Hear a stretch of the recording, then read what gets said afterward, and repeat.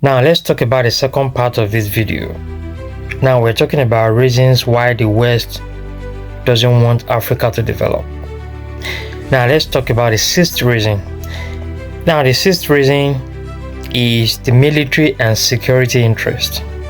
You see, the West doesn't want Africa to develop because, the military and security interest is key for them. We know instability justifies Western military presence in Africa. And if Africa is developed, why do we need that? So it's a way to secure their military and security interests. So from their military bases to the so-called peacekeeping operations and arms sales, it's a good business for them. This military industrial complex in the US, so we see that a stable, prosperous Africa will reduce dependency on Western protection and undermine this control. So they want to make sure Africa doesn't develop, because if Africa develops, like I said, it's it's a bad business for them. So you see how they keep bringing weapons to our country. You see, a continent that we don't have much weapon production, like only few countries, maybe Egypt and South Africa, according to what I heard, are producing weapons, and it's not as if they are huge, essentially for their own country, for their own nations. Now look at the entire continent, especially in West Africa, where you have huge of all these Islamic terrorists going with sophisticated weapons, drones. They are using drones, using all manner of things. You wonder where they get all these weapons from, things that we are not manufacturing. How did they get into the hands of not just even our own defense agency, but now in the hands of the terrorists? Can you imagine that? You see, these guys, these demons. See, when we talk about these things, and people think, oh, maybe we're just what do you call it? We're just berating these guys, or like we're just saying bad things about them or whatever. But can't you look at what is going on? Don't you understand what is going on? Like a continent that we don't have much weapons, and then now everywhere is littered with weapons, with guns, with sophisticated weapons. And that even in the hands of terrorists, in the hands of criminals. You don't understand, like, how these guys are bringing wars into our territories. They are bringing weapons, they are bringing instability, they are bringing conflict, bringing all manner of insecurity on our continent. And our people cannot sleep, our people cannot rest, they cannot sleep with their two eyes closed. Because yes, it's always insecurity, it's always problem up and down, gunshots, chaos all over the place. Like, many people are displaced, especially in all these terrorized regions across the continent. See what these guys are doing to us. But I say their time is up. These demons, their time is up. So that is the sixth reason that they do not want Africa to develop, the military and the security interests. Let's look at the seventh reason. The seventh reason is the historical colonial mindset. So we call it, these colonial demons, they design African economy for extraction and not independence. So even today, you see the new colonial structures, like I mentioned before, the monetary system, the CFA franc, they keep the continent tied to the Western demons, to their control, and many of them still operate under this exploitative blueprint. So they think, okay, why should it develop if they are already enjoying huge benefit from keeping us in that state, that colonized state? So it is traceable to their colonial history, to their colonial past. Now the eighth reason is the fear of competition in innovation. We know we have a lot of young minds who are highly innovative and creative, and for sure Africa has one of the best brilliant minds in creativity and innovation in the world. Even when you look at many of all these inventions that they made in the West, the brain behind many of all those inventions have been found to be black people or Africans. And that has been confirmed, because what you see with many of these guys, like, because they are the one that we say, oh, they are the one that discover or innovated something, so they just keep our people behind the scene, even though they are the one that discover those things, or they put them behind the scene. Or don't you go behind? What can you say? And then they take all the glory, they take the credits, while they leave our people behind. You see, so the fear of competition in innovation is a major thing, and a developed Africa for them will actually dominate in technology, in culture, and innovation. So, in which case, it's threatening their hegemony. You see, so that is one of the major ways in which they want to keep Africa underdeveloped, so that there will not be competition in innovation and creativity.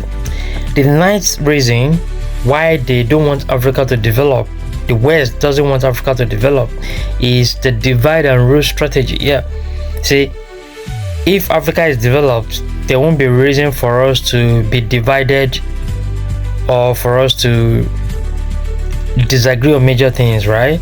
But if they favor one part and they disfavor the other part, so yes, they will keep as doing their divide and rule strategy, you see, thereby keeping Africa underdeveloped. So it is a major strategy that if Africa is developed, we are not going to be dependent on them, and then we can be self-sufficient, in which case the bond between us will be very strong and they cannot exert their divide and rule strategy. So in order to keep using that divide and rule strategy, then they want to make sure they keep Africa underdeveloped, because by that we'll be dependent on them, and then they'll be biased. They'll be doing all this, their manipulative way of controlling our leaders.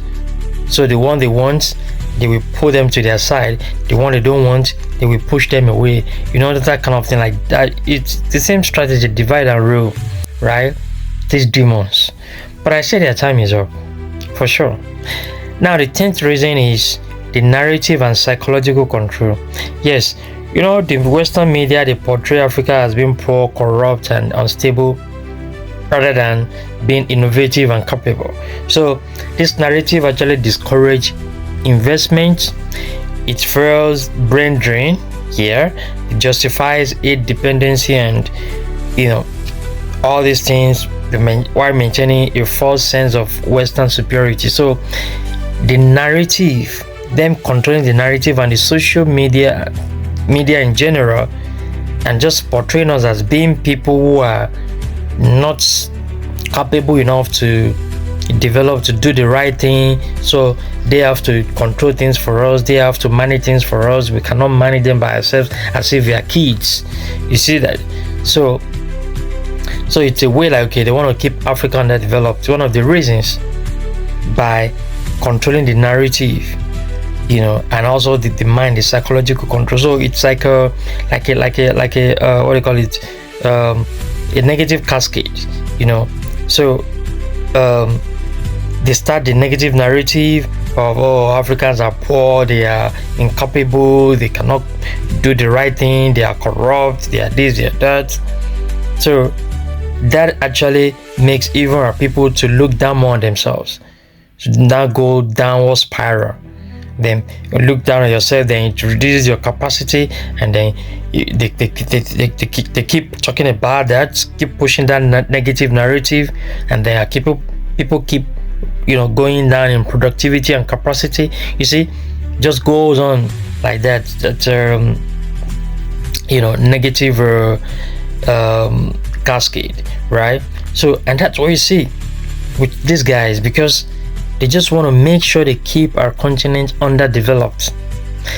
The final reason, the 11th reason, which is actually connected to this one, is the fact that the migration control. Yeah, the migration. You see, I did mention before about the cheap labor thing. Migration is another major thing, because now we see on our continent there has been a massive brain drain from the continent, because more and more people are leaving the continent, especially the young people. Because yeah, when you think, okay, what am I doing here? Maybe you went to school, you're a graduate already, maybe you even did your masters, you have all your degrees, but then there's no job. Because yes, even our education is corrupted by them, because they just give us all manner of system that is doomed to fail, system that just gonna make us to be dependent on them, not to be self-sufficient or to be innovative by ourselves. So what you say is like, yeah, we go to school, spend years, spend money, resources, time, energy to do all these whatever education, and then we can't really do anything reasonable with them, and then you have to look for a way out.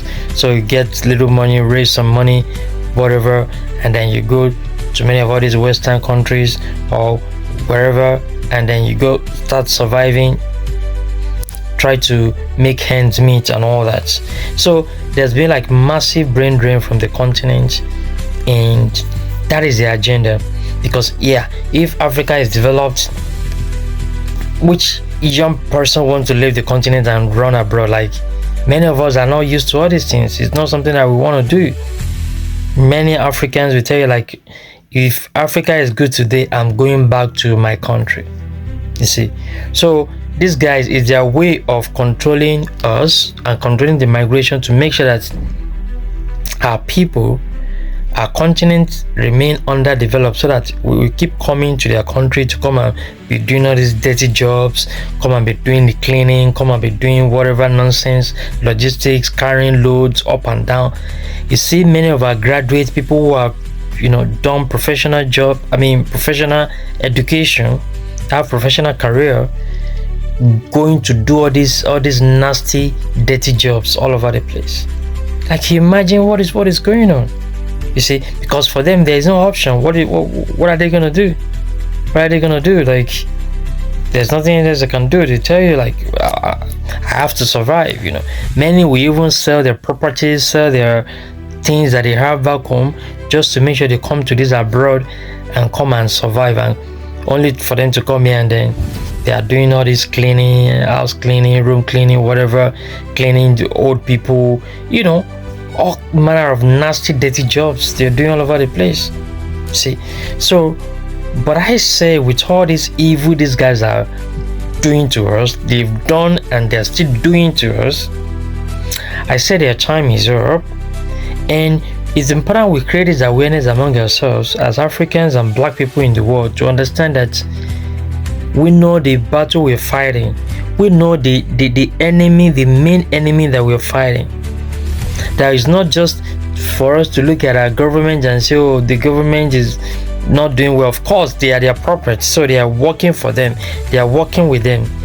But more importantly is to face the root cause of our problem, which is to face these demons head on and strangulate them, strangulate their demonic agenda and ideas for Africa. That all the evil plans they have for our continent, we are destroying all of them, and we are targeting their minds. The evil minds they have for Africa, that evil mind must be destroyed. The evil thoughts in their mind must be destroyed. We must target those evil thoughts in their minds, that they must be destroyed. Anytime they are thinking evil thing for Africa, let their mind shut down. Let them shut down. Let their brain turn upside down. Let them run mad. These demons, because they have no good in serving humanity. They have no good in serving us. So any evil plans or agenda they have for Africa must be nullified. They must be destroyed, because Africa is on its path of progress and development, and nothing will ever stop us. So please like and share this video. Share, and I will see you in the next one. Thank you so much for watching, and bye for now.